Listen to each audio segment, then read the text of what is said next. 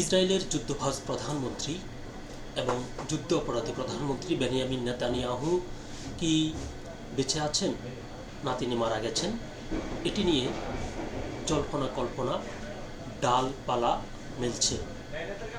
ইরানি একটি সংবাদ মাধ্যম দাবি করেছে হয় নেতানিয়াহু নিহত হয়েছেন কিংবা গুরুতর আহত হয়েছেন। তো তারা যেটি দাবি করছে, তাদের এই দাবির পক্ষে বা বিপক্ষে এখনও ইসরায়েলের পক্ষ থেকে কিছু জানানো হয়নি। তবে তারা যে দাবিটি করছে সেই দাবির সপক্ষে তারা কতগুলো যুক্তি তুলে ধরছে। সেই যুক্তিগুলো কি? যেমন তারা প্রথমে বলছে যে নেতানিয়াহুর ব্যক্তিগত চ্যানেলে সর্বশেষ ভিডিও প্রকাশিত হয়েছে প্রায় 3 দিন আগে। ছবি প্রকাশের ক্ষেত্রে ব্যবধান আরও বেশি, প্রায় 4 দিন। এরপর থেকে তার নামে যেসব বিবৃতি এসেছে সেগুলো শুধু লিখিত আকারে। 2, এর আগে প্রতিদিন অন্তত একটি, কখনো কখনো 3টি পর্যন্ত ভিডিও প্রকাশিত হতো।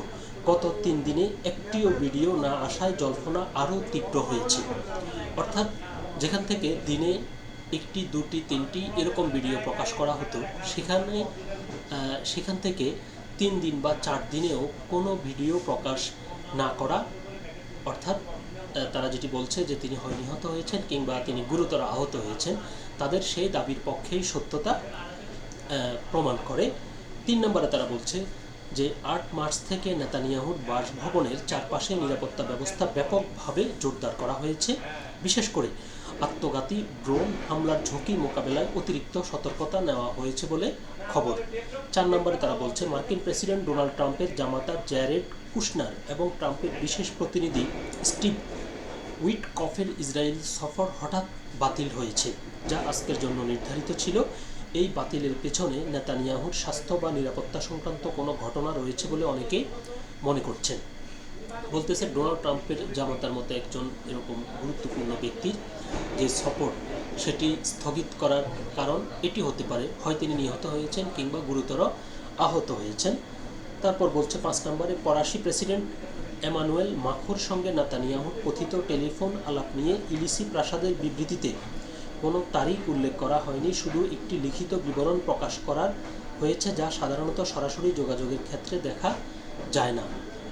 এই সব ঘটনার সমন্বয়ে হিব্রু ভাষার বিভিন্ন মাধ্যম ও সোশ্যাল নেটওয়ার্কের নেতানিয়াহুর শারীরিক অবস্থা নিয়ে ব্যাপক আলোচনা চলছে। তবে ইসরায়েল সরকার বা প্রধানমন্ত্রীর কার্যালয় থেকে এখনও কোনো আনুষ্ঠানিক ব্যাখ্যা বা খণ্ডন দেওয়া হয়নি। অর্থাৎ এইসব বিষয়গুলো তারা সামনে এনে বলছে যে এসব লক্ষণ দেখে বোঝা যাচ্ছে হয়তো ইসরায়েলি প্রধানমন্ত্রী বেনিয়ামিন নেতানিয়াহু নিহত হয়েছেন কিংবা গুরুতর আহত হয়েছেন।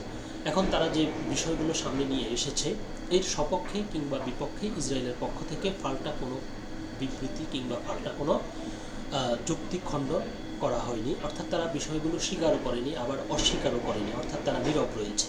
তো এই নীরবতাও কিন্তু যে সংবাদ মাধ্যম দাবি করছে যে ইসরায়েলের প্রধানমন্ত্রী নিহত কিংবা গুরুতর আহত হয়েছেন, সেই দাবির পক্ষেই কিন্তু কথা বলে।